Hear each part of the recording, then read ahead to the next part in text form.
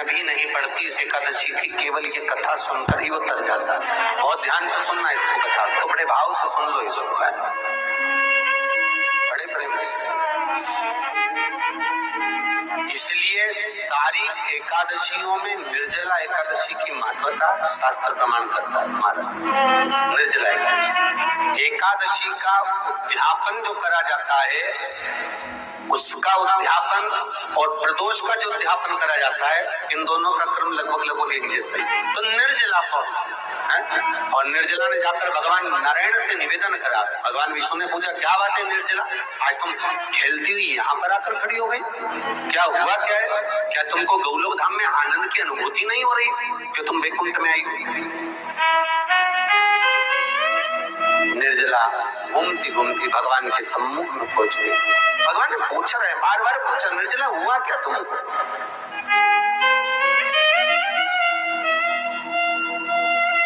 निर्जला, एकादशी, हुआ क्या है तुम?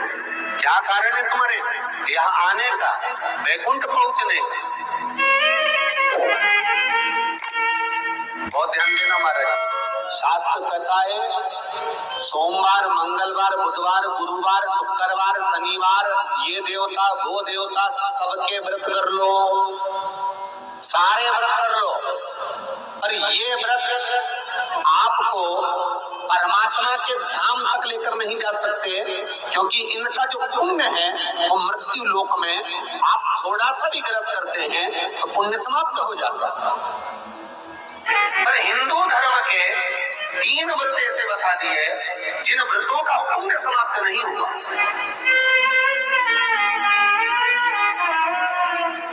हिंदू धर्म के 3 व्रत ऐसे हो गए जिनका पुण्य समाप्त नहीं हुआ महाराज।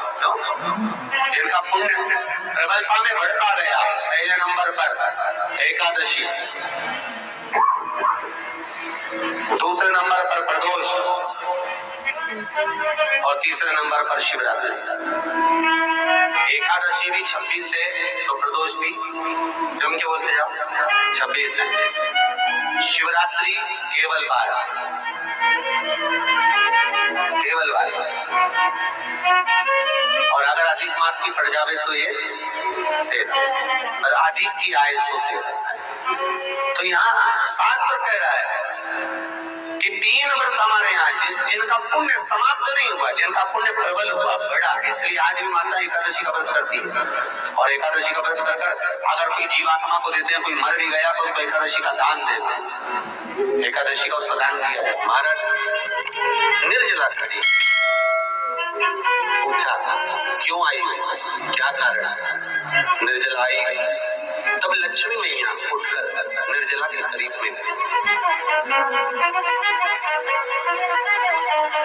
निर्जला बहुत सरल थी। निर्जला कहते हैं कामा एकादशी सबसे लंबी है। कौन सी एकादशी? कामा। फिर मोक्षदा उससे नीची है महाराज। और निर्जला जो है बिल्कुल छोटा स्वरूप है। निर्जला का मतलब देखा जाए तो केवल 2 चोटी करी हुई है। मस्तक पर भोर लगा हुआ है निर्जला के, माथे पर बिंदी लगी हुई है निर्जला के, सुंदर गले में तुलसी की मालाएं पहनी है निर्जला, हाथ में जो हाथ फूल जैसी मालाएं पहले पहनती थी, आपको ध्यान में होगा, ऐसा बड़ा फूल होता था, अंगूठियां पड़ी होती थी, हाथ में ऐसा लगा रहता। तो निर्जला हाथ फूल भी तुलसी के धारण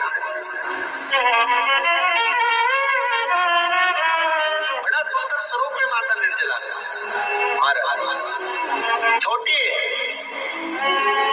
तो माता लक्ष्मी उनके पास में गई और निर्जला से जाकर पूछा, निर्जला तेरे आने का कारण क्या है, तू बता। नारायण आपसे पूछ रहे हैं कि क्यों आई हो, किस लिए आई हो, क्या है तुम्हारे आने का कारण? निर्जला ने कहा, मेरी विनती केवल इतनी सी है मां कि मैं ये चाहती हूँ कि मैं जीव के प्राण छूटने के बाद उसके प्राणों को जिस समय मैं लेकर जीवात्मा के प्राणों को परमात्मा तक भेजूं, वैकुंठ तक भेजूं, गौलोक धाम तक भेजूं, उस बीच में मुझे ले जाते समय कई नरक भी बीच में पड़ेंगे, कई स्थान ऐसे वैतरणी आदि स्थान बीच में आएंगे, तो वो स्थान में मुझे रोका ना जाए, मैं सीधे भगवान के धाम पहुंच जाऊं। ऐसी कृपा, ऐसी दया।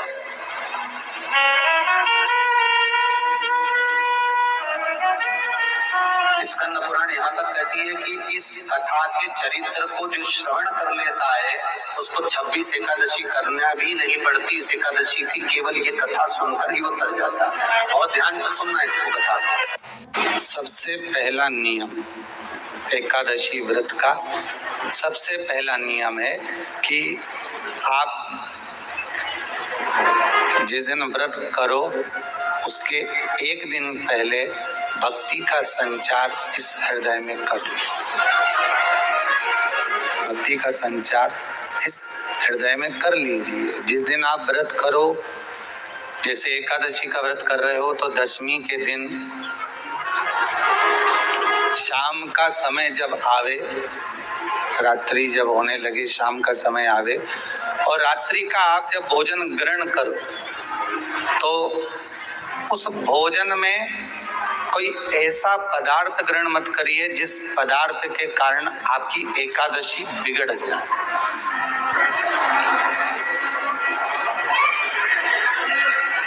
कोई बेकार भोजन में ग्रहण नहीं करना, श्रेष्ठ भोजन ग्रहण करिए दशमी। और एकादशी का दूसरा नियम बहुत ध्यान से सुनिएगा। जिस दिन आपकी एकादशी का व्रत हो उस दिन प्रयास करिएगा कि अपने हाथ से किसी भी वृक्ष की कोई पत्ती टूटे ना।